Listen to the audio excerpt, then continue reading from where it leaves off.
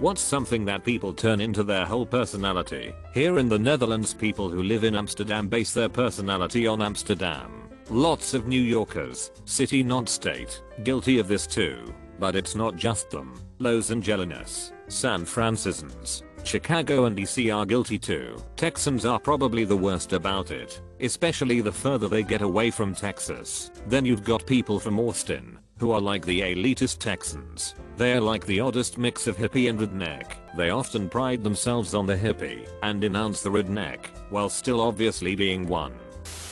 Smoking the devil's lettuce. I used to love getting stoned. Then, I started to realize that with habitual use, I would get bad anxiety during dry spells. It made me extremely irritable during those spells and I would often get unreasonably upset with people over the smallest things. This caused a lot of strain in my interpersonal relationships and likely was a primary driving factor in ending a few romantic relationships with great partners. I finally realized that, while not necessarily physically addictive, it still has symptoms of withdrawal and negative short-term effects on my brain chemistry. Once I quit, a few very positive things happened. I could engage in cardio, and it wasn't a chore. I started dreaming again. I no longer have the anxiety/short fuse I once had. I don't have to worry about failing pre-employment drug tests anymore. I was able to tackle real issues in my life and solve them without feeling the need to numb myself with THC. That said, I have no issues with friends and family that still partake. It just wasn't for me. Their job, or just money in general. I worked with a guy who only ever talked about what things were worth. Mostly vehicles, what he was thinking about buying, how much he could sell something for, the trades he wanted to make, how much our customers made, what motorbike he bought before from a guy on the street we happened to be on and what it's worth. That's all. It was annoying as F. Any conversation at all. You could be talking about your grandma, and he immediately tries to change the subject to value. It was literally the only small talk he knew. The fact he was poor just made it sad.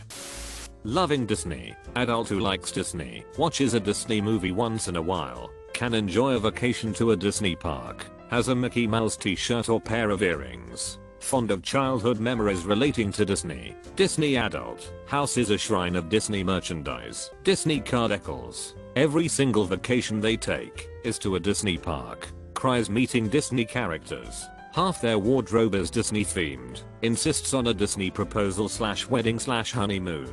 Refusal to let go of childhood. Their preferred American political party. This has been a wild ride recently. I feel like we all know at least one person who has just gone over the edge with politics. My brother-in-law used to be a conservative-leaning guy, but it was never part of his personality, nor mine, nor the rest of his friends. We would go over there and eat smoked meats, watch the fights on TV, generally have a good time. Then it just started getting weird. Suddenly he would walk through our door and the first words out of his mouth would be an argument against leftists. I later realized he was binging podcasts and getting himself riled up. Every conversation became political. Every beer drank intensified the problem.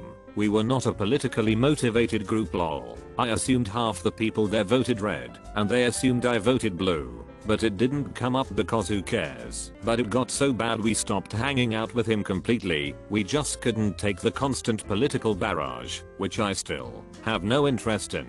It's not like I'm there advocating for the Democratic Party. Being a boy mom. FASA book picture caption. Raising a king. More likely raising a spoiled pose that ends up treating women badly in the future because he thinks he can walk all over them because his mom gave him everything and did everything for him. Oh my gosh, I work at a daycare and the children of those parents are an absolute nightmare in the classroom. Some people legit think that saying no to their kids is borderline child neglect, not knowing the chaos those kids then bring with them everywhere they go. So entitled, so Winnie, still throwing temper tantrums when they're about to go off to kindergarten. It's ridiculous. You ever see a police officer's wife? It's crazy, but they turn their entire existence into being a police spouse. It's very odd. I have two neighbors that are police. The younger the wife, the more intense the alternate reality they create for themselves. The husbands never mention their profession, but the wives can't shut up about it and try and prove how much they know about local law enforcement. Pickup trucks. There are people that happen to own pickup trucks Then there are people whose pickup truck owns them. We all know the type. Floodlights, mud tires, grill racks, lifted, spotless paint with a wax, and optionally a diesel stack coming out of the bed, truck nuts, and a snorkel. I get it. Printing out business cards that tell people that you're a douche would be difficult to distribute on the highway at 70 miles per hour, but it might be more cost effective than your $100,000 app tour. Being LGBTQ, especially the whole gender thing, like, I consider myself non-binary, but I also consider this aspect of mine fairly unimportant, to be honest. It's a nice to know type of thing for myself, but I don't ever feel the need to discuss it with other people, because what are they going to say about it? Cool. Being non-CI's on het is not nearly as interesting as some LGBTQ people believe it is. It's just one random aspect of someone's personality. There are many other aspects. For example, I'm probably a HSP, highly sensitive person.